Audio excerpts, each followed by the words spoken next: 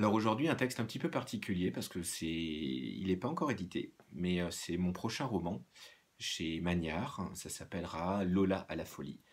C'est normalement pour le mois d'août, mais on verra. Voilà, on verra.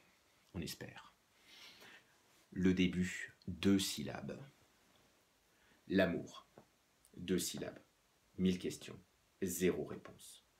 Au collège, c'est le tabou puissance 10 000. Le sujet glissant pire qu'une peau de banane. Le truc dont personne ne parle jamais sérieusement.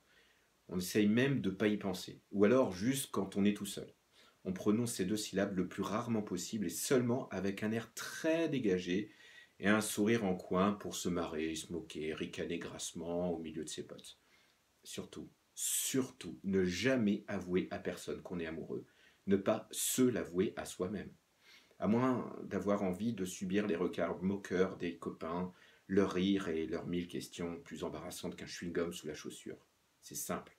Entre une conversation sur les bonnets de piscine pour m'aimer et une discussion sur l'amour, toujours préférer les bonnets. Avant, je suivais ce programme à la lettre moi aussi, comme les autres, et même encore plus que les autres. Dès qu'on parlait d'amour, je ricanais, je soupirais, je criais que «Oh, attends, c'est nul, les filles de toute façon». Et les filles nous le rendaient magnifiquement d'ailleurs, en s'exclamant que les garçons de toute façon. C'était l'équilibre parfait, de quoi rassurer tout le monde. Je trouvais ça un peu triste, mais logique. Tristement logique. Et puis boum, un jour, ça m'est tombé dessus. Le truc de fou, horrible, paralysant, et à la fois tellement fort, tellement génial. J'ai résisté, bien sûr, mais quand j'ai compris que c'était... Ouais, j'ai accepté de me l'avouer. Bref, autant vous raconter comment c'est arrivé, en commençant par le début. Chiche ou pois chiche? On était dans la cour du collège, avec Mathias, Luc et Emma.